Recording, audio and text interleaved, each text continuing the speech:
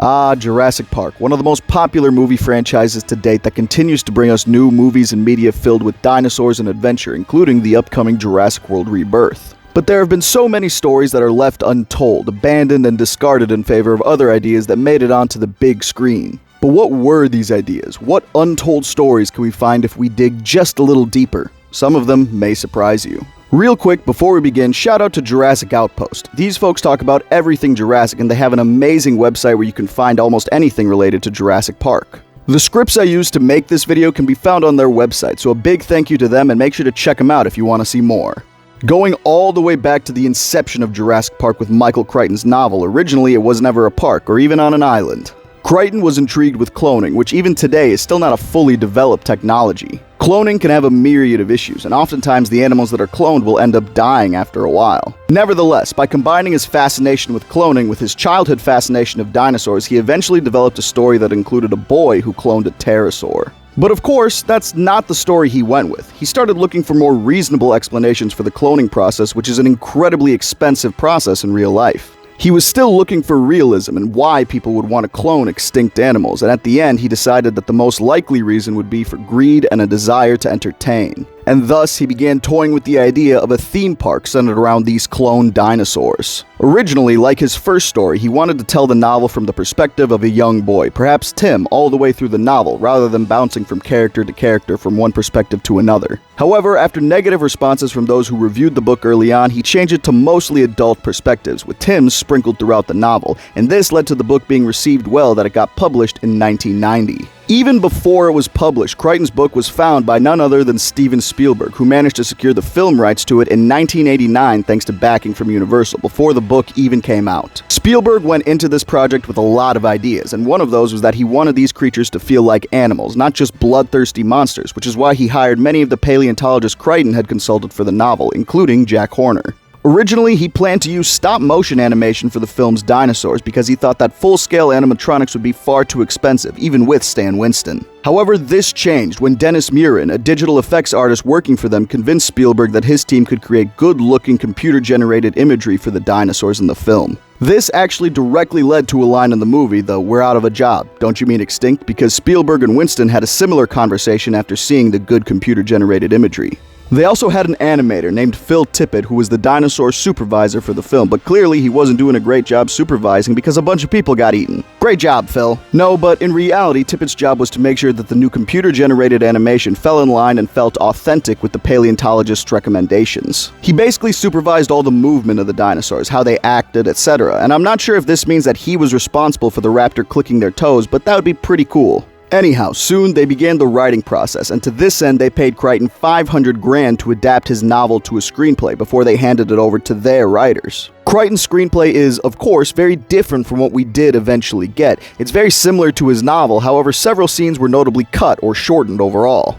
He skips most of the novel scenes in Costa Rica, including the wounded worker and the compies in the crib. Instead, the attack on the beach from the compies is the intro to this script and the only part in Costa Rica. Thanks to the compies still being present, this kicks the story into gear, with the scientists in Costa Rica sending off the corpse over to Grant. Grant is obviously left in awe, and it's here where Gennaro shows up to collect Alan and Ellie instead of Hammond for some reason. Also, for some reason, Tim and Lex are introduced around here in the script as well, way earlier than they have in literally any other iteration. Up to this point, Grant has no strong dislike of children, which is something that would be changed later to allow his character to grow throughout the film. This is also where his romance with Ellie is first introduced, as it isn't present in the novel at all. Despite being one of the most important characters in Jurassic Park as a whole, Malcolm doesn't show up until they first arrive on the island. However, he is very similar to his novel counterpart, where he's more chaotic and scientific, rather than the charming version we get from Jeff Goldblum. In this version, Ed Regis is still present, and there's no moment with the Brachiosaurus or even the Apatosaurus like in the novels. Instead, Grant and the others learn about the dinosaurs through the tour presented by Regis and Hammond. Following that little tour, however, it does again start to fall in line with the novel, introducing Henry Wu, who directs the tourists to the nearby nursery where there's a baby raptor. After that, we would be introduced to John Arnold, the character played by Samuel L. Jackson, and he gets a fun scene with the kids where he shows them all the various dinosaurs in the park using their fancy computer. One thing that I forgot to mention about the tour that I find interesting is that instead of Hammond having that little introduction and chat with himself at the beginning of the tour, it was instead Ed Regis, which kind of makes more sense in my opinion, since he would probably be more available for something like that. After this, it follows similarly to the film, where they have lunch and have a little debate with each other and go see the raptors before they go on the park tour. At the first stop of the tour, instead of being a Dilophosaurus like it is in both the film and the novel, and instead of being a no-show, it's instead an herbivore enclosure with an unspecified hadrosaur. Knowing Jurassic World, I'd probably assume it's a Parasaurolophus or a Maiasaura. Also in this enclosure would have been a Patasaurus, a sauropod not seen until the Jurassic World films, but it was the original sauropod from the Jurassic Park novel where Brachiosaurus wasn't present. While the kids and the scientists are on the tour, Wu and Arnold, instead of Muldoon, are the ones to voice their concerns to Hammond that the raptors should be destroyed because they're unsafe for the park. They take Hammond down to the raptor enclosure from earlier, where they state that they have 9 raptors instead of the film's 3, more close to the book. Instead of feeding them a cow earlier when the scientists were here, this is where they feed them instead, and it's the first iteration of this being introduced into the script. Even after watching them eviscerate the cow, Hammond is still unsure of whether or not he wants to destroy them, because they are expensive, technically. But the raptors were on different timing in the script, because when Hammond and the others had their back turned and weren't looking, they used the winch that had lowered the cow down to try and escape from the enclosure, and were barely stopped from getting Hammond by the fencing. This, inevitably, is what gets him to agree to destroy them, but only after the scientists leave. It cuts back to the tourist, whose next stop is a lone Dilophosaurus, who maintains its appearance from the novel, being bigger and bright yellow with black spots. They encounter a herd of Triceratops, who are just kind of being lazy in the afternoon sunshine, and they move on towards the Rex, and meanwhile it cuts back to Hammond and Nedry, who are, of course, arguing, just like they do in the film. I would like to note, at this point Muldoon hasn't appeared in the script, which is a bit weird because he is in this script. At this point, Nedry sort of panics when he finds out that a storm is forcing the ship to leave early, and it's here that his espionage is introduced, with no dachshund scene earlier in the film. Hammond is a little bit more sympathetic in this version by apologizing to Nedry for his outburst and promising to do right by him if Nedry finished the job. Cutting back to the tourists, in this script they once again have a sick Stegosaurus instead of having a sick Triceratops like we get in the final film. It's here that they introduce Muldoon in the script, caring for the Stegosaurus instead of Harding. After here, it continues pretty similarly to the novel, with Ellie and Gennaro staying behind with Muldoon and the Stegosaurus while the others continue on. Notably, there is no scene with the discovery of the eggshells or anything like in the original novel.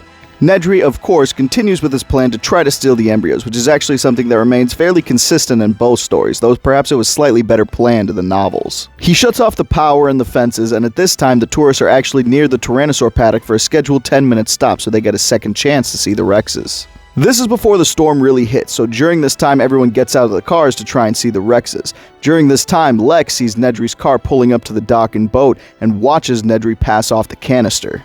That's right, in this version, Nedry actually managed to get the canisters off of the island, but Tim and Lex saw, and they also saw some young raptors sneak onto the boat. They immediately want to warn the control room, but of course they discover the power is out, and Wu and Arnold also discover this shortly after, and they discover that the fences are down. Not long after this, the storm starts, and of course the Rex attacks, and in this script, Regis decides to just run for it once again and abandon the kids, but the Rex actually breaks out faster in this version and runs him down. After the brutal death of Regis, the rest of the scene is a mix of both the novel and the film, incorporating aspects of both, like the roof getting smashed in and the car getting thrown. Just like in the novel, Malcolm and Grant are both knocked out during this process, with Malcolm getting tossed like a rag doll. Of course, during this process, Nedry ends up crashing through a fence into the Dilophosaurus paddock, and this is actually where the Dilophosaurus frill actually first appears, except it's on the bigger version of the Dilophosaurus. Those blended aspects from the novel continue throughout this script, like when Muldoon and the others get stopped by a fallen tree in the road, like when Harding and Ellie did in the novel. Grant, of course, wakes up and ends up rescuing Tim from the tree like he does in the film. On their way back, Muldoon and the others accidentally find the Rex attack site, and Muldoon along with it, once again blending aspects from both the film and novel. There's actually a scene here that's not in either the film or the novel, and instead replaces the scene where Muldoon, Ellie, and Malcolm get chased on the Jeep by the Rex. Instead, it's Grant, Tim, and Lex, and they're on foot running away from the T-Rex and using the trees to try and slow it down. They find a herd of hadrosaurs and run into the middle of them, which causes the Rex to get distracted and eventually allows them to find a tree and climb to safety. Back in the control room, Malcolm is trying to tell the others about the raptors on the ship, but nobody's really paying attention to them because they consider him delirious. It's not until they get the power back on and use the motion sensors, which ends up showing them that they have too many dinosaurs in the park, that they take Malcolm and his warning much more seriously. We get some more blending as Tim and Lex feed some of the dinosaurs, including a Maiasaura and a baby Triceratops, and Tim once again finds a mound of dinosaur eggs, presumably Velociraptor, I'd guess. Not long after, Grant and the kids find an inflatable raft and begin paddling out in the lagoon, and of course we do get the river raft scene, but it's notably cut incredibly short. You see, Rexy got a little overzealous, and when she attacks them, she literally knocks over an entire tree and cuts herself off from them. While this is all happening, Muldoon and Gennaro are looking for Nedry, and they find him and recover the weapons from the vehicle. Grant and the kids are discussing the nest they found when the Rex finds them again on the river and tries to break through the foliage, but it's a little too dense for them. However, they're unknowingly saved by Gennaro and Muldoon, who show up to trank the Rex, and they do hit it with a dart, but Rexy almost eats them in the process and they barely escape. Shortly after, Grant and the kids end up falling off a waterfall, just like they do in the novel, and the Rex follows them down to try and collect their taxes. Nah, I'm just kidding, the Rex is trying to eat them. But what's worse, being eaten by a dinosaur or taxes? You decide. But before he can eat them, the trank kicks in, which ends up saving the trio, and the camera is actually watching as the Rex goes down, and this reveals that Grant and the kids are still alive to the people in the control room. Grant gets a moment where he just gets to be a paleontologist, which of course I love, and he inspects and studies the unconscious Tyrannosaur. After this, Muldoon and Arnold are tasked with resetting the power, and Muldoon is supposed to go get the kids afterwards, but on the way to reset the power, the raptors attack the fence and discover it's not electrified anymore. The raptors attack, and Muldoon manages to kill one with his shotgun, but as he does, another manages to grab Arnold and drag him into the raptor pit. Muldoon tries to save him, but he starts to get surrounded. It cuts back to Grant and the kids, who hear the gunshots nearby, now closer than ever, and they continue to follow the river until they are stopped by a pair of Dilophosaurus. However, they manage to get around because just like in the novel, these Dilophosaurus were mating and were too distracted to attack them. They make it to the abandoned visitor center and they manage to find a radio, and Grant begins to talk to the others. It's here that Ellie reveals to Alan that raptors have gotten onto the roof and are chewing through the metal bars on the window, and it's only a matter of time before they get in, just like the novel. Of the 9 original raptors, Muldoon is stated to have killed 3 in their first bout, and he managed to make it back to the visitor center, though he was bitten by a raptor in the process. They task Alan with turning the power back on, while Ellie and Muldoon go and try and distract the raptors, with Ellie using herself as bait, and you know the story, kind of. Grant leaves the kids in the kitchen and goes off, and Ellie manages to get 3 raptors to the fence, and with 2 on the roof, that leaves only 1 unaccounted for.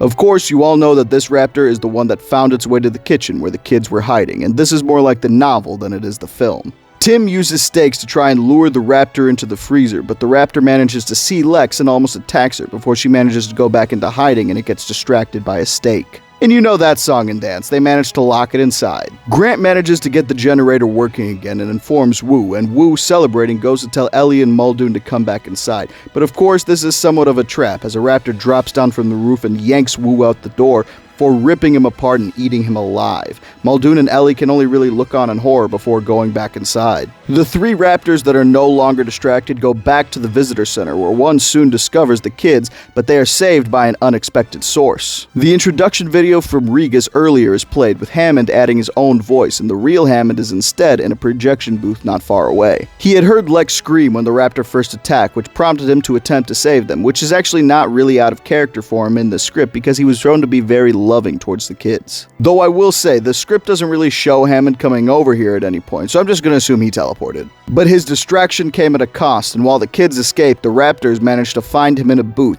and he is killed and eaten by the raptors as his intro video plays in the background. Grant arrives literally right after this, and he and the kids escape up into the control room, where once again it falls on Tim to get the power back on like in the novel. The raptors are of course trying to follow them up, so Grant resolves to try and distract them while the kids get the power on. He attempts to do it stealthily, but Muldoon shows up and accidentally foils that, forcing Grant to leap onto the Tyrannosaur skeleton to avoid the raptors. They follow him onto the skeleton, which falls from their combined weight, and Grant makes a run for it with all 3 raptors in pursuit.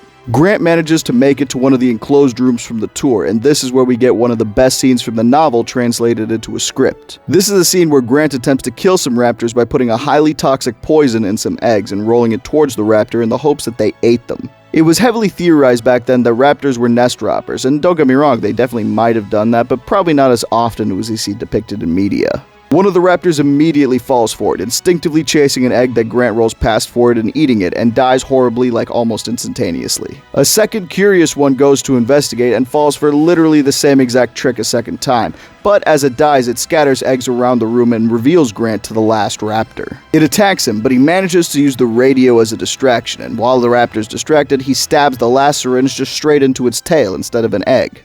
Tim manages to get the power back on and saves the people in the lodge, and they stop the boat from docking on the mainland, with Grant stealing Gennaro's line from the novel and convincing them to turn around, and with that, the raptors are defeated. In this version of the script, no one else dies. After reuniting and counting their losses, the survivors just leave the dinosaurs behind. The last shot was supposed to be the dinosaurs looking up and watching the helicopter leave as we got some nature noises and faded to black.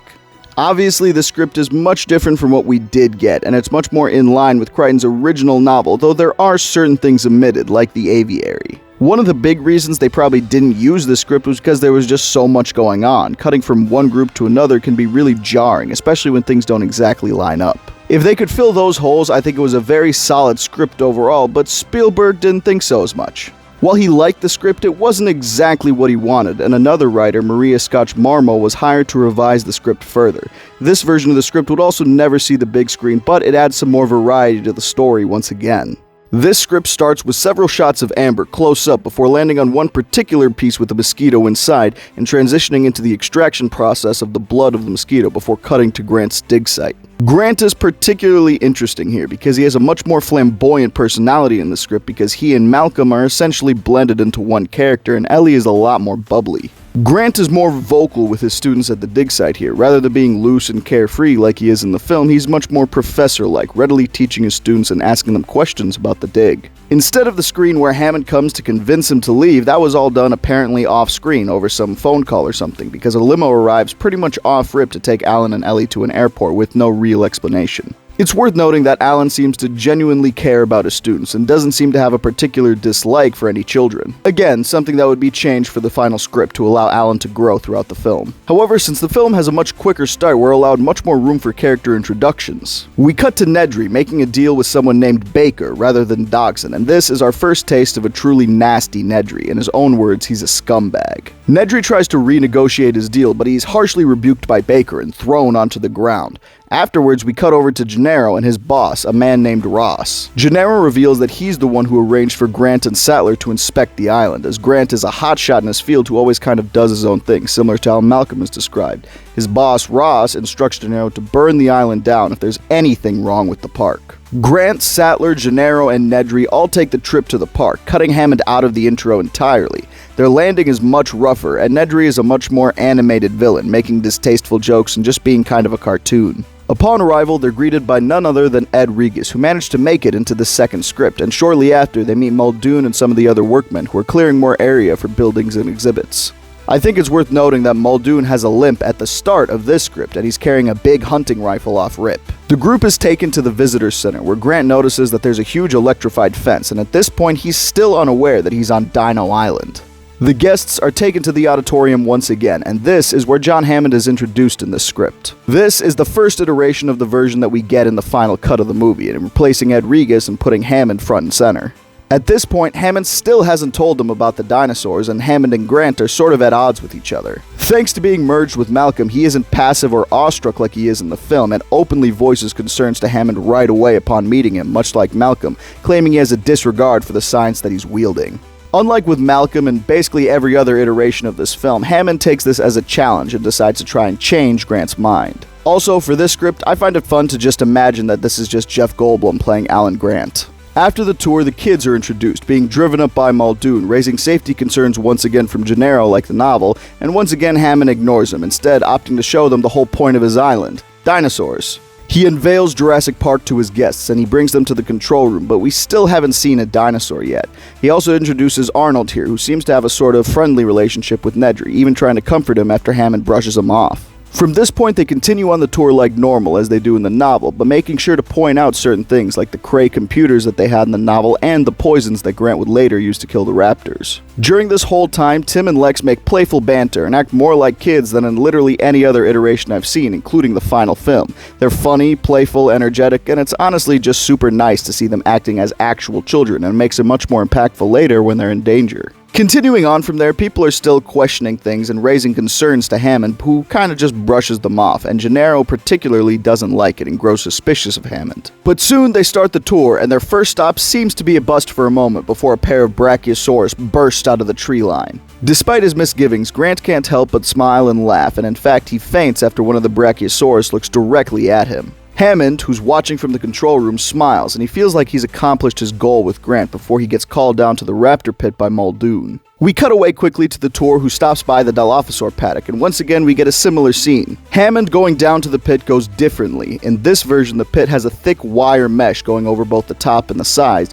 which we immediately see when one of the raptors tries to go through it. Muldoon reveals that one of the raptors dug its way out of the enclosure and tore someone's arm off before Muldoon was able to kill it. This version of Hammond is much more concerned about the animals than anything else, and reprimands Muldoon for killing it, stating that they need better containment methods. The story proceeds mostly as normal from here for a bit. Hammond watches the tour, the ship requests permission to leave early, Nedry is forced to accelerate his plan, the whole shebang. They fully explain the illness this time for the Triceratops, explaining that they were eating gizzard stones, and by doing so they were also eating poisonous berries. Ellie stays behind with Harding again while the group goes off to the Rex paddock, where they try to feed the Rex, who ends up being a no-show. The tour has a rest stop near the Rex paddock, and everyone gets out of the cars, with Regis commenting that even though this was technically part of the T-Rex's territory, she was never really around there. Once again, while everyone's out, the cars all shut off thanks to Nedry's plan starting, and it isn't until the lights go out that Regis notices and gets everyone back to the cars while they wait for the power to return. This time, instead of stealing DNA, Nedry is stealing whole eggs, which he's putting in an incubator. He leaves, but his actions are soon discovered by Wu as Arnold and Hammond realize that power is shutting down all over the park.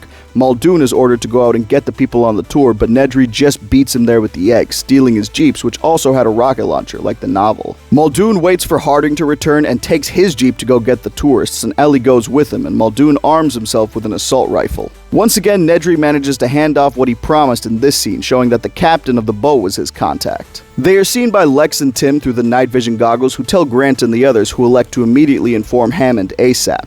Once again, Muldoon and Ellie get delayed by a tree in the middle of the road. As the tourists wait, here is where we get our first iteration of the iconic T-Rex walking scene, where the loud, heavy footsteps of the animals shake the cars they're in, which notably is something that we know isn't accurate today. For the most part, this version of the scene incorporates elements that we've seen in both the previous and final iterations, as well as adding some new things into the mix that we wouldn't ever get to see. For example, Regis takes a turn with the night vision goggles, which is when he sees the T-Rex, and that's what causes him to flee the car. When the Rex first breaks out, it actually knocks the fence over onto Tim and Lex's car before it starts circling the vehicles, and that iconic scene that we get of Lex shining the flashlight into the dinosaur's eyes actually with Gennaro. But, just like the final version, Lex begins to panic and turns on a flashlight, which ends up bringing the Rex crashing down on them, literally. This is the first iteration of Grant's hero scene, where he goes out in the rain with a flare to try and distract the Rex from the kids, and he succeeds. Grant accidentally brings attention to Gennaro, who makes a run for it and hides in the bathroom just like he does in the film, where the building is knocked over on top of him, but he doesn't get eaten. The rest of the scene plays out just like we get in the film, with Grant trying to save the kids and the Rex returning, finding them, and pushing the car over the cliff. And of course, while all this is going on, Nedry gets hunted down and eaten by one of the Dilophosaurs. Meanwhile, Regis managed to survive the encounter with the Rex, but he ends up getting the same fate that he has in the novel. As he crawls out from his hiding place between two rocks, he discovers that he's covered in leeches, which causes him to scream, and of course that brings the Rex right to him. Ellie and Muldoon show up shortly after, but instead of discovering Malcolm, they discover Gennaro, who survived the incident in the bathroom. At this point, Gennaro is basically just filling in for Malcolm as the injured guest character. It's not long before Wu and Arnold find Nedry's trapdoor, which is how he got access to the eggs, and they realize it'll take quite some time to undo it. Meanwhile, with Muldoon, Ellie, and the others, it happens pretty much similarly to how it does in the novel, with them spending time at Hammond's personal bungalow. Meanwhile, we cut back to the eggs that were passed off to the guy in the boat, and one of them begins to shake and crack.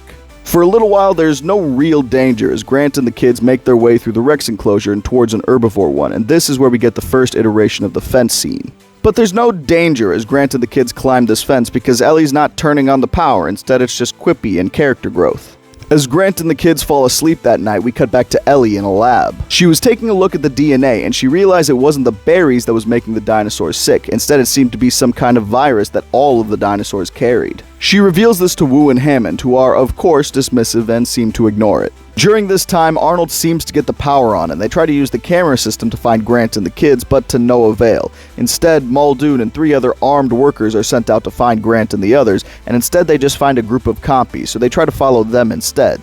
Meanwhile, Grant and the kids are having a moment with a group of hadrosaurs, once again likely Maiasaura, as they pet, play, and feed with all of them, including the 4 young ones. Lex ends up stumbling upon a baby Triceratops, who she attempts to ride and actually succeeds, causing Grant and Tim to have to chase her down. Afterwards, Grant and the kids try to find a motion sensor to let the others know that they're still alive. For the novel readers, Muldoon's journey ends up exactly how you expect. Him and his armed squadron end up finding the corpse of Nedry and the vehicle that he stole. In this version, he crashed into some sort of equipment camp, which made it more difficult for the vehicle to turn around and move, and it's actually a lot more gruesome as Nedry's body is scattered in 3 different places. Back in the control room, Hammond tries to convince the injured Gennaro to not shut down the park, but Gennaro is high on morphine, so he just says he enthusiastically wouldn't even dream of it because of the potential money. However, Ellie was continuing her research, and she discovers that all of the juvenile dinosaurs were actually pumped full of growth hormones. Wu and Hammond reveal that this is because a lot of the dinosaurs were dying before they reached adulthood, so they used these growth hormones to make the animals look like they were adults even if they weren't. Despite this, the group is focused on control of the park, so Wu suggests shutting down the system, once again making it an integral part of the story. This is very interesting to me because in almost every version of Jurassic Park, this scene is included. This is the downhill slope. This is the turning point because from here on out, the park becomes more and more unrecoverable.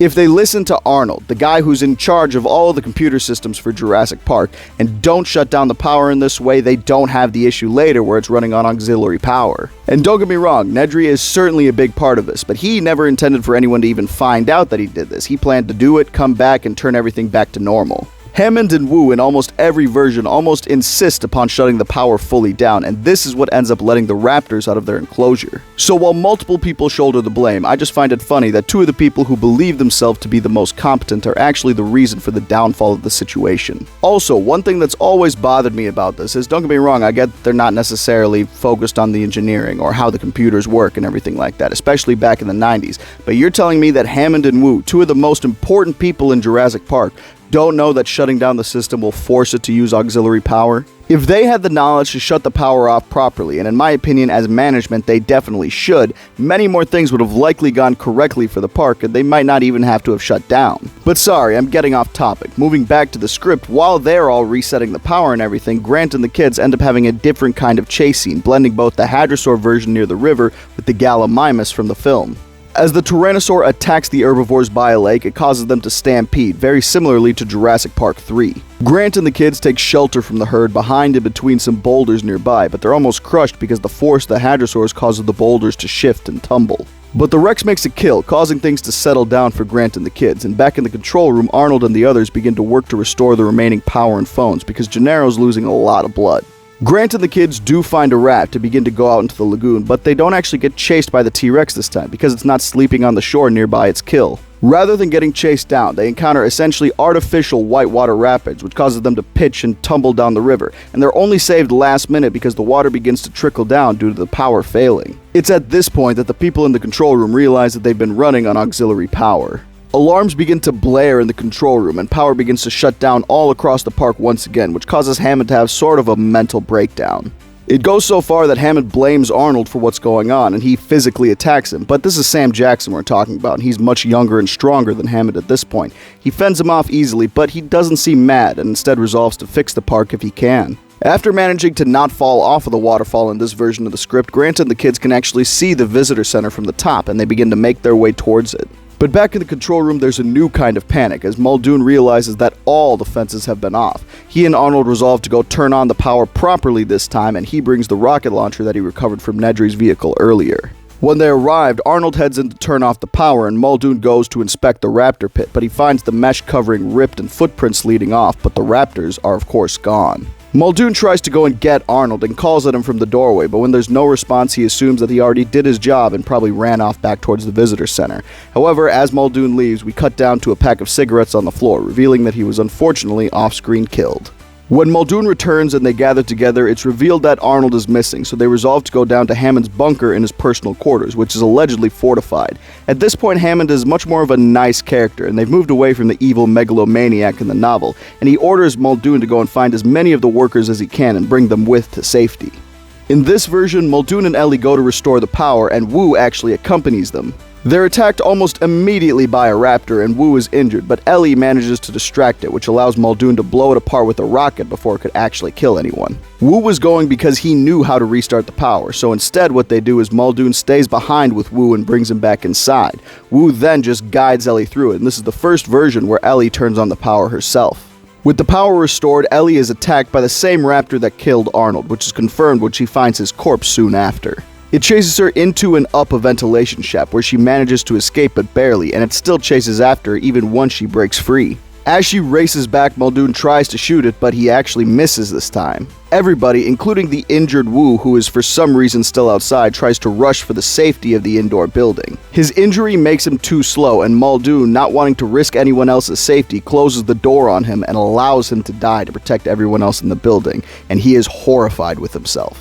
This action also accidentally traps the raptor within the fence line, and once it finishes with Wu, it begins to look for a way to get onto the roof. Back with Grant and the kids, they finally arrive at the visitor center. He once again leaves them behind to go find the others, and at this point we already know the song and dance. They're in a gift shop when they're discovered by the raptors, and it seems a bit confused, so they use wind-up toys to try and distract it, which works somehow. They run away to the kitchen, and we once again cut back to the boat where we see that egg is actually fully hatched, revealing a baby raptor, which has begun to eat one of the other eggs. Back with Hammond and the others, the raptor has managed to make its way onto the roof, and it's begun to gnaw through the bars, just like it does in the novel. Grant arrives and discovers Wu's corpse, as well as the headset he was wearing, and when he puts it on, Ellie tells him about the raptor on the roof. She then instructs him to go turn on the security systems to save them.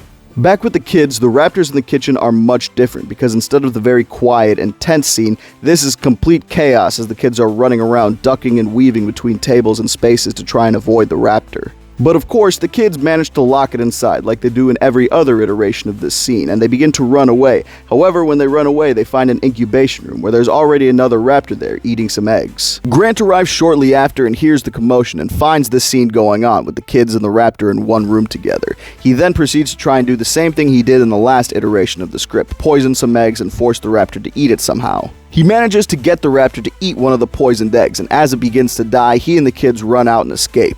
Once again, this next scene is basically ripped straight from the novel, as Tim manages to restore the security systems and save the people in the bungalow, as well as inform the folks on the boat about the raptors and get them to stop and come back. However, at this point, for those of you who are keeping track, there is still one raptor alive in this script, which then bursts into the control room, and Grant and the kids, of course, flee. The escape from the raptor is very similar to what we see in the final film, where they try and escape through the visitor center and the kids are forced to jump onto the skeleton to avoid the raptor. The main body of the sauropod falls free and the kids try to hide within its ribcage, but the raptor is on them the entire time. But Grant gets another hero moment in the script, managing to knock the head of the tyrannosaur off of its display, which lands directly on top of the raptor, killing it. They leave the visitor center and meet up with the other survivors, who allegedly called the mainland, who sent a large military helicopter to pick them up, but for some reason at this point Hammond still refuses to give up on his island. Apparently in this version of the script it was never about the money for him, he just wanted to do right by the dinosaurs and he still believed he could do it right and fix the issues that the park currently had. He elects to stay on the island and he tries to convince Grant to stay with him, but Grant refused, reciting Malcolm-like lines and trying to get Hammond to see reason and to see that the park had currently failed. But Hammond refuses to see reason, and before they could take the argument any further, the Tyrannosaur attacks the helicopter, and Hammond uses this as an opportunity to slip away. The rest of the scene would be pretty much exactly what you'd imagine when a big animal attacks a helicopter, grabs onto the railing of the helicopter's feet, and they manage to shake it off at the last second before flying away and stabilizing. Everyone relaxes as the helicopter begins to leave, and Ellie and Alan have a conversation one last time, reminiscent of Ian and Sarah's at the end of the Lost World novel. Grant reveals that he believes that the mosquitoes had tainted the process from the start. Because the DNA was extracted from the bodies of mosquitoes, no matter what they did, the mosquito DNA was always mixed in. As such, mosquitoes die relatively quickly every year, which is why the dinosaurs and their bodies begin to shut down after a designated amount of time. However, that's not the ending of the script, and this one actually has probably the funniest ending of any of the scripts that I've seen.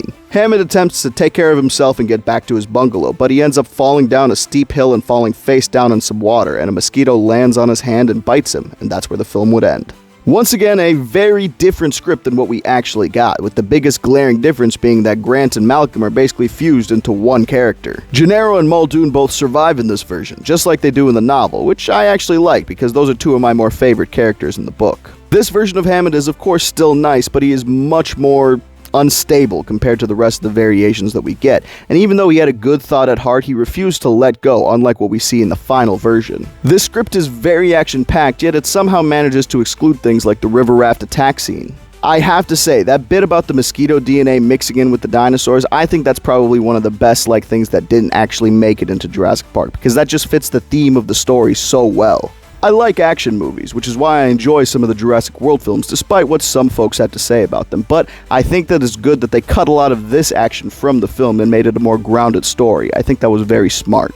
This next script is very exciting, and as much as I'd love to tell you all about it, I think I'm going to turn it over to another Jurassic Park expert here. This is none other than Dino Guy, another amazing dinosaur content creator that I hope many of you already know. Just in case you don't, he's another amazing paleo content creator who talks about both the fact and the fiction of our extinct pals. But once again, I'm getting distracted, so I'm just going to let him take it over from here. While both scripts brought a lot of really cool and interesting ideas to the table, of course, many things were changed from the original script. Coming at a high recommendation, David Koepp was eventually chosen to write a script as well, and his would be the final one that we see adapted to the big screen. But of course he would write a few drafts before we would make it to the final Jurassic Park that we eventually see, such as his original script, which starts off by focusing on a raptor's eye, but otherwise is pretty similar to the opening that we see in the film. The crate is made out of wood this time, and 2 workers instead of 1 are opening the crate. We also don't get to see the full attack here, rather it just kind of cuts away as one of the workers gets attacked, and then it would cut to a clawed hand coming from the cage, before then cutting to a hospital in Bahia Anasco, located in Costa Rica. Now, here is one of the biggest departures from the film that we see. What is being adapted here is basically ripped straight from the prologue from the original book, which I think is pretty cool and I think would have been really interesting to see on screen, because that prologue really does set the standard. It's also notably the only script that includes it, which again is pretty interesting. Right here, the worker who is attacked is brought out of a helicopter on a stretcher. He is also covered in blood and several injuries. Carter is more assertive as she meets an InGen higher-up who insists that it was an accident with an earth-moving vehicle. After inspecting the wounds, she would disagree and says that it has the characteristics of an animal attack. Before she can really question him, the worker starts to have convulsions and would eventually die. It would also be revealed that Hammond himself would be here, introduced in the script earlier, and he notably only says, "damn," to the worker's death. So not much insight yet. The doctor's assistant tells her that the man said raptor before he died, and she looks it up to discover that it meant bird of prey. The scene from Gennaro in the film going to visit the amber mines is changed slightly here, with Hammond joining him this time, and discussing the issues with the island here, leading to Gennaro to say that it needs to be inspected. Otherwise, the scene is fairly similar, with Hammond revealing to Gennaro the mosquito that is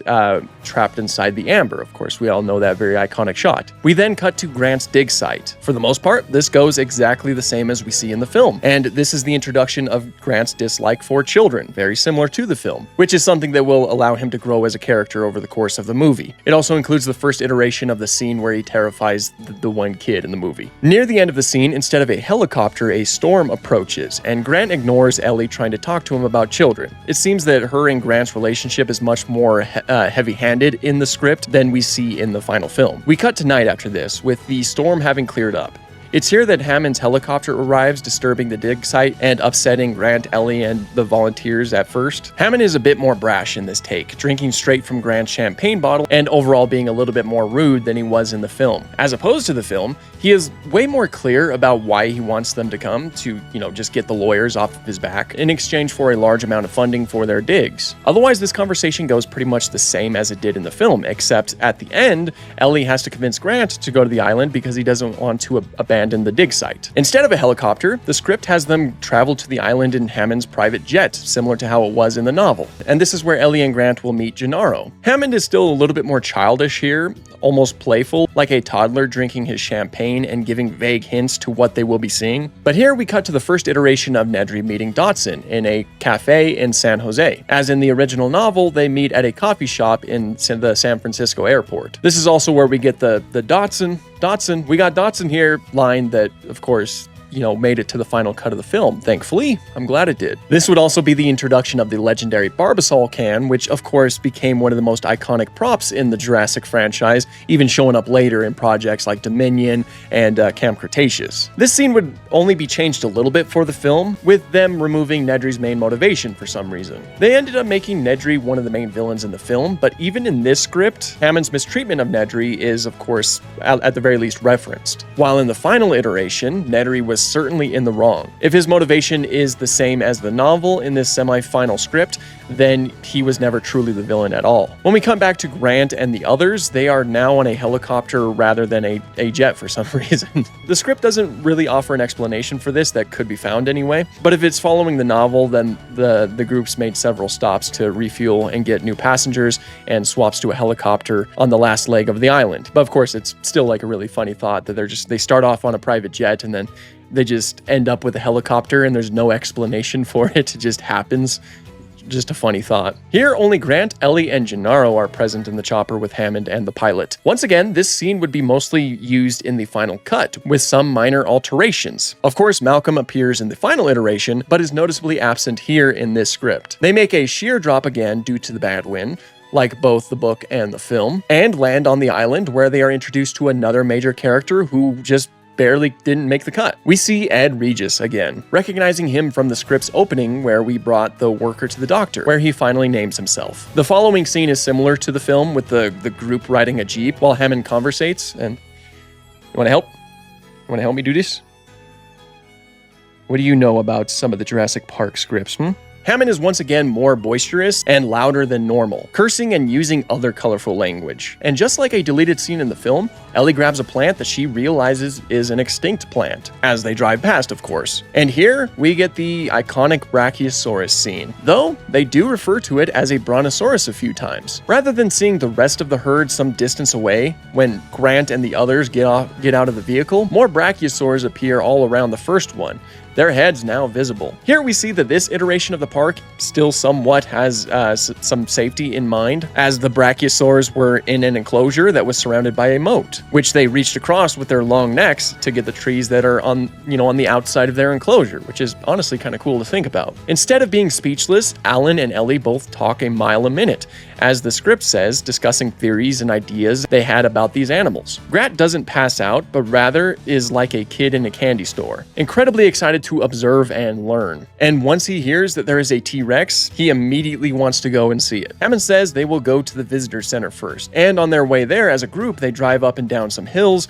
and we see more dinosaurs in the script, mainly herbivores all around the park, almost like a natural preserve. We cut to the main compound as the group reaches there, seeing 3 main buildings, the visitor center and the 2 unnamed buildings, likely Hammond's personal residence and the raptor holding pen. One is very fancifully decorated with smoky windows, while the other is very heavily fortified, almost like a miniature prison. They continue into the visitor center, much like in the film, with Grant saying that they are out of a job, much like in the film. But Malcolm isn't here to follow up this time, unfortunately. They will then begin their tour. Once again, much the same as the first film, including Hammond speaking to the computerized self. We are introduced to Mr. DNA, a now iconic Jurassic Park mascot. He also takes much of Dr. Wu's lines from the novel, most of the explanation and exposition about the park itself and how they process the work. For some reason, in this iteration of the script, Mr. DNA is Jamaican. Mr. DNA's scenes went mostly the same, just with a Jamaican accent this time. Notably, he does still mention Cray computers from the novel version, which helped process the genetic codes of the dinosaurs. Once again, these scenes are very similar to the final version of the film, with minor alterations here and there, until they get to Wu and the genetic lab. Wu is still here, as in the film,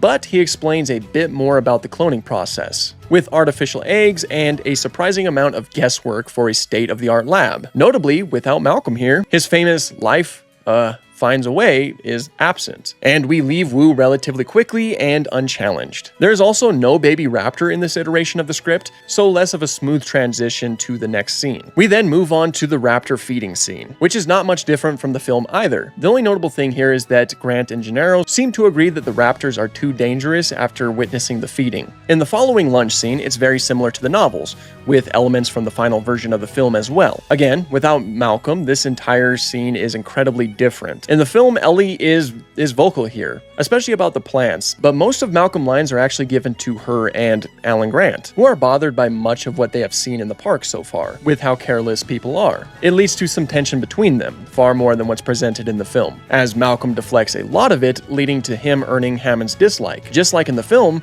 we leave the scene to move to meeting the kids and then starting the tour. Notably, the Land Rovers are blue here instead of green and yellow.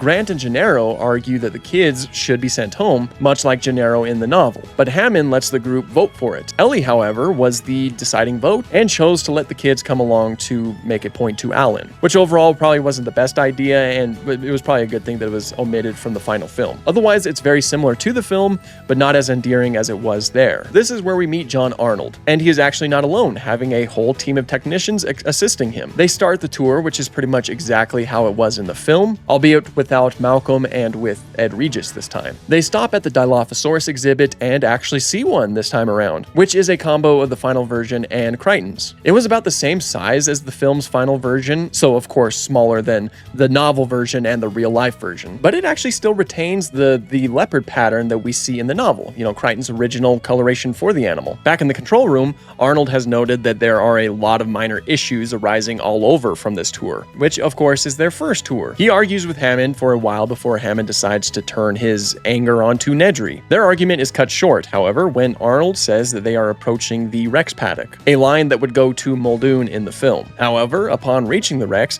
it goes very similarly to how it was in the film. It's a no-show. Even with the goat to tempt it, we do not see a Tyrannosaurus Rex here. So they move on, with Regis offering Grant some more up-close and personal experiences with the dinosaurs. Instead of accidentally stumbling upon it, Regis guides them directly to the dinosaur, revealed to be the Triceratops, which of course is sick and being tended by Dr. Harding. This scene starts much the same as the film and goes along the same pattern, but it actually includes a scene with Lex finding and riding the top of a baby Triceratops, which she had wanted to do in the novel. Here again, Ellie splits off with Harding, intending to ride with him back to the visitor center. The following scene in the control room is much the same as well, with Hammond and Arnold discussing the tour and Nedry being forced to start his plan early. This time, instead of Malcolm, Gennaro is in the car with Grant, and Gennaro is calling Hammond a genius and stating that he believes in the park, mainly driven by the motivation of money. Aside from the Hammond situation, Gennaro's lines are all the same as Malcolm's was in this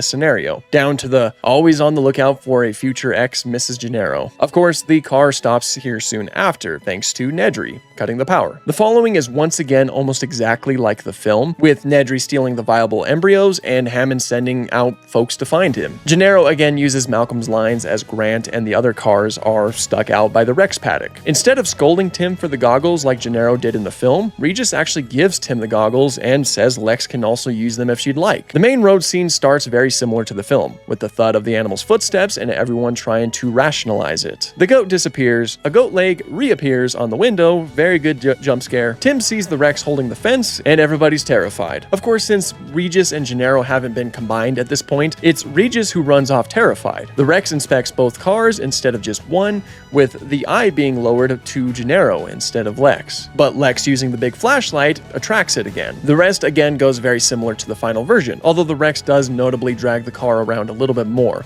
and Grant believes it was trying to throw the car. He gets out to do his heroic flare sequence, distracting the Rex from the kids. Gennaro books it at the same time, running for the same building that Regis was hiding in. However, Regis locked the door, preventing Gennaro from getting inside as the Rex was chasing him. In the chase, it smacked Grant with his tail, sending him towards the kids in the first car, which is probably a pretty serious injury. It grabs Gennaro and throws him over the edge of the enclosure before bursting into the building, which was not mentioned as a bathroom in the script. It digs around in the rubble and it finds and eats Regis. Tim, instead of being stuck, is also unconscious from the Rex attack. Grant does his best to help him, but again, we get another sequence that made it into the film, as Grant and Lex try to hold still so the Rex won't see them. The car once again moves them, forcing them to hide behind it. Tim wakes up during this time, still too tangled to get out from underneath the car, and it's too late. The Rex pushes the car over much like it did in the film, as Alan and Lex have enough time to get out of the way. Nedry's following death scene is nearly identical, but DinoFacts actually mentioned that the script says that the Dilophosaurus's feelings were hurt,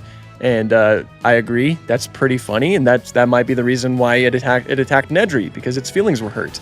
because, he called it dumb. Apparently in the script, it was just trying to play at first. The only real difference other than that is that the kill was a little bit more vivid, with the Dilo killing him outside of the vehicle, and we watch as it bites his face, and then we can see the shaving cream roll out of his pocket and away from the scene. We cut to Ellie getting back to the center, again, almost identical to the film. The only real difference is that Ellie is far less passive and insists that something needs to be done, and goes with Muldoon just like in the film. With Grant and the kids, Lex isn't as panicky as in almost every version. She understands what happened and is more annoyed at Grant for checking her for broken bones or anything. She even insists that Grant would go off and, help Timmy. That scene is basically the exact same as in the film once again. You can see where these changes are being made that eventually produce the final film. Grant and the kids go into the park hoping to avoid the wrecks and explaining the logic that he probably will be exploring new territory rather than staying to his original. Ellie and Muldoon encounter potholes on the way to the rescue, which turn out to be Tyrannosaurus tracks. They reach the scene of the attack, and it's not long before they find whatever is left of Regis, which isn't described, and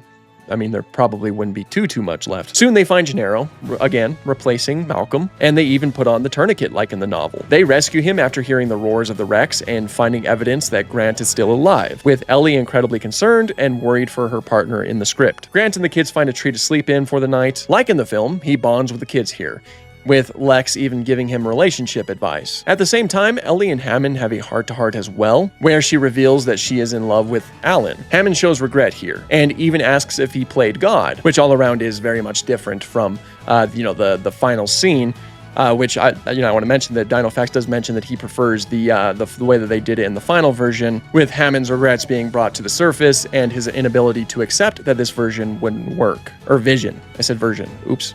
I meant vision. Back to Grant and the kids. We get the same scene as the film with the Brachiosaurus eating next to them, with Grant and the kids petting it, albeit it doesn't sneeze on Lex this time. But Grant still does take note that the animal is sick. They climb down from the tree after looking out onto the plains of Jurassic Park and encounter a stampede of hadrosaurs like in the third film, and the first novel actually. Instead of the fallen log that they hide behind in the film when, is stampeding gallimimuses, they take refuge beneath a series of thick roots, almost like mangrove trees. Of course, it's the Rex who is doing this, and they watch as it brings down one of the herbivores, and they use the kill as a cover to make a run for it while the predator is distracted with its meal. Back in the control room, the whole argument about shutting down the power happens, and it's once again Hammond who forces Arnold to do it. When that happens, they realize they need to flip the circuit breakers and that the raptor fences are down as well, which Muldoon scolds Arnold for. But it's Hammond who again makes a final call, much different from any of the previous variations. He is the one who opens the weapons locker and hands Muldoon a rocket launcher, claiming he and Muldoon will restore the power, but Muldoon insists that he and Arnold will be fine and it would be safer for him to be with the others at his private bungalow, which is where they head off to. As we go to the next scene, Hammond is also revealed to be armed, using the same shotgun that Muldoon used in the film. They arrived at Hammond's bungalow safely, with Hammond shutting down the gate and telling them to be careful. To which Muldoon says, and mind my French, I don't really cuss on my channel, but no shit. In the script, the raptor pen is in the jungle, not in an open area like it is in the final film. It's not until they get closer that they realize that there's a hole in the fencing and that the raptors are loose. The scene goes very similar to the film, with Muldoon finding tracks, but this time it cuts immediately to him establishing that they're being hunted. The dialogue going forward is still very similar to what was shown in the movie, just with Arnold replacing Ellie here. The lines are nearly identical, and the raptor isn't seen, but Arnold notices its shadow following in the foliage. Muldoon keeps his launcher aimed at the animal while ordering Arnold to make a run for it, to get to the shed, and restore the power. The raptor tries to follow Arnold, but is smart enough to not do that while Muldoon is there. While Muldoon looks away to make sure that Arnold made it, the raptor tries to take advantage of it, only to accidentally expose itself. Muldoon thinks that he's got her, but like Grant foreshadowed in the film, and that's when the attack comes, not from the front, but from the side. The other two raptors didn't even know we're there. The raptors then surround and kill him. We cut back to Grant and the kids. They encounter the perimeter fence, which they are forced to climb over, and the kids are reluctant until they hear the T-Rex in the distance. Unfortunately, there's no scene with Grant pretending to be electrified in this scene, which of course is, a really good addition to the film. We cut to Hammond and the others, where Ellie decides it's been too long, except this time, Muldoon isn't with her. She knows that she's the fastest, as Gennaro is crippled, and Harding and Hammond are old men. Same as in the film, Hammond and her argue about who should go before she gives him a walkie-talkie and leaves, sprinting for the shed. She finds Muldoon's body, but knows better and doesn't slow down, instead jumping over it to reach the shed, where she makes it inside without incident. When inside, she does take a note that she got yellow paint on her hands because apparently something had been painted prior. What follows is similar to the film, cutting between the kids and Grant as they climb the fence, and Ellie as she sneaks to restore the power, guided by Hammond. However, in this version of the script, Tim actually manages to get the courage to jump off, allowing Grant to catch him just before the fence is turned on. Ellie, meanwhile, has basically the same experience as the film. Excited with the power, a raptor suddenly attacks her, scaring her into Arnold's corpse, which is shown in more detail in the script, allegedly mauled and entangled among the pipes in the room. She bolts and flees from the dinosaur, just like in the movie, slamming the door shut behind her. Not long after, Grant and the kids make it to the visitor center. Grant has the kids look for food, while he goes look for the others. This is where they find the buffet, like in the film. And I guess a lot of people have questioned where all of this food came from, but remember, they were supposed to return the previous night, so, there would have been something there for them, for them to eat when everything went well. The script even says that it was about a day old, confirming Dinofax's suspicions, because I didn't know that actually. I never even thought about it. Grant can't find anyone, so he decides to go and check Hammond's bungalow. And when he leaves the kids, he sees his silhouette against the mural walking out. The following starts similar to the movie, from the shadow of the raptor down to the jello twitching as Lex trembles. Instead of running off to the kitchen immediately, the kids hide underneath the table with all of the food. Of course, the raptors approach and they start to eat everything on the table, while the kids are hidden by a tablecloth. While the raptors eat, the kids notice that a table has a glass on top of it, and they can see the shadows of the raptor through the cloth and the glass. Not long afterwards, one of the raptors spills a drink, which causes the cloth to become more see-through, like thin clothing. One of the raptors almost notices before they both crash over into the table, which gives the kids time to make a run for it and hide in the kitchen. We cut back to Grant, who has found the others at Hammond's, and just like the film,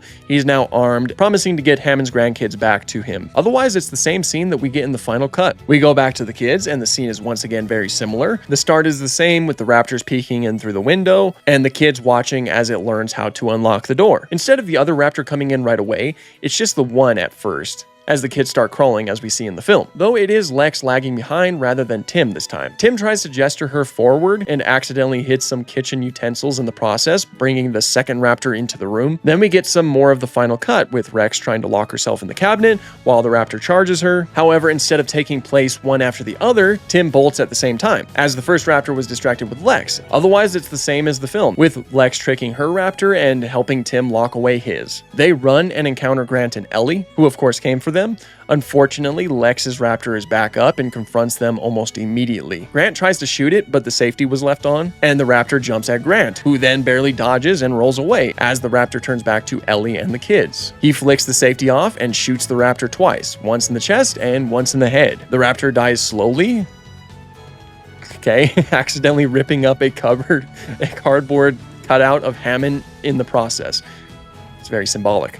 Afterwards, Grant and the kids head toward the control room, with Grant pulling Ellie along, but not before she notices the footprint with the same yellow paint that she got on her hands at the shed. They immediately tried to figure out how to turn the phones on to call for help, with Ellie taking a seat. She manages to get the phone lines on, allowing Grant to call Hammond and get him a call for rescue. Same lines as the film, even with Grant cutting out and gunshots heard from Hammond's perspective. Just like in the movie, Grant and the others climb into the ceiling and escape from another raptor, which is trailing yellow paint on its feet as it bursts into the room. Grant makes it to the ceiling while the raptor destroys the phone, which Hammond is still yelling into. Instead of going through the ceiling once, the raptor repeatedly sticks its head through, first behind and then in front of them, trying to snap at them. Just like in the movie, it goes right below Lex, with Grant kicking it away. Though in this, Grant loses his boot when the raptor bites it when it starts falling. Instead of jumping on the skeletons, they find the condor crane that had been helping build the lobby, and climb into that, with Grant turning the top of the crane on, moving them away from the vent. But it's too late. The raptor chases them through and leaps onto the crane, causing them all but Grant to lose their grip and fall onto the skeletons. The raptors fall on the ground and not the skeleton, and then they try to leap up at Ellie, who fell the lowest. Ellie climbs on top of the skeleton, prompting the raptor to climb up after her, but instead it starts to chase her and the kids, who takes refuge in the Rex's ribcage. Grant regains his composure and gets back onto the crane, using it to get Ellie off of the top of the skeleton, but not before the raptor bites her calf, and holds on while Grant tries to pull her up. It lets go of her and tries to grab the railing, but it's stuck in the jaws of the Rex skeleton. Grant uses this to his advantage and starts lowering the crane onto the skeleton of the Rex, causing it to compress and crush the raptor. The kids get out of the ribcage, and Grant forces it to lower and snaps the Rex's skeletal head off, causing it to clamp around the raptor tightly before falling to the floor. And like that, the raptor is dead. Hammond arrives after, and we see him actually caring about the kids for a moment before they rush over him and embrace him in a hug as he cries and hugs them. Afterwards, they get to the helicopter and are all preparing to leave, when Hammond drops the bombshell on them that the island was going to be bombed, with all of its inhabitants destroyed, and that he planned to stay behind, something about owing it to his creations. Or something like that. And for some reason, Grant and the others don't try to stop him. Not even his own grandkids, which is certainly odd given their earlier embrace, but it ends just like the film, with a helicopter flying over the ocean as Grant and Ellie look at some birds, some modern dinosaurs. Thank you very much for that, my friend, and I appreciate you joining me for this video. For those of you who haven't heard of him before, Dino Guy is an amazing paleo creator, making videos about both fictional and factual paleo news. He's got some amazing content out there, and if you like my videos, you'll probably like his too. Of course, there's going to be a link down below to his page, so make sure you guys go check him out and watch some of his stuff. The script that he was talking about once again excluded Malcolm, who's not only one of the most integral characters, but also probably one of the most popular characters in the entire franchise. But that's mostly because of Jeff Goldblum. I will say, in my personal opinion, in all of these scripts, I think it was a better thing that they kept Gennaro and Regis's characters separate, because don't get me wrong, I understand, but it leads to some kind of confusion, especially with newer fans these days. Hammond is also oddly compassionate in this script, but in a different way than we see him act in the actual film, where he's eccentric. In this version, he's more brash and bullheaded. Muldoon is one of my favorite Jurassic Park characters, if you couldn't quite figure that out yet, and he gets less screen time in this script, so I will say I'm glad that if he had to die, he got the death he does in the film, rather than the one in this script. All of these scripts brought something to the table, whether it was book accuracy, or scientific accuracy, or something else, they all offered something. I think having this many scripts and time to change all the scripts was a perfect idea because it allowed them to adapt and improvise over time. I love some of the ideas presented in these earlier drafts, especially the more book-accurate pieces, but I do understand why they can't always be included, and I think they did a good job of cutting down what they needed. I think there are a lot of ideas here that would have been very intriguing for the film to explore, but it would have led to a lot of different paths, and I think they made the right choices. Though I will say, it would be cool if the ideas that weren't used in these scripts could be used somewhere down the line for some other purpose. Regardless of some of its inaccuracies, which at the time there wasn't much of, this film brought dinosaurs into the public eye in a way that no other film ever has, and I doubt ever will again. Its mainstream success has really changed the way that people view dinosaurs. Instead of seeing them as large, slow, and sluggish, we know that they're quick and bird-like. Jurassic Park has cemented its place as one of the greatest films of all time, not only in entertainment, but also in science. The only real reason it's outdated now is because of how much our understanding of science has broadened and expanded since the movie came out over 25 years ago, which it has no small part in helping. The film itself is an absolutely brilliant and wonderful piece of art, all of which was brought together by the experts, artists, and everyone in between. Thanks to them, you now know the untold stories of Jurassic Park.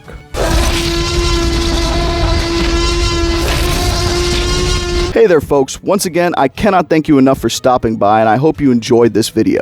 Once again, a huge thank you to Dino Guy for joining me today and helping me share these untold stories with you all. Keep an eye out for more Jurassic June themed content all month, and once again I sincerely hope you all enjoyed the video. What kind of video do you guys want to see next? Make sure you let me know in the comments below, but until next time, make sure you drink plenty of water, be good people, and have a fantastic day.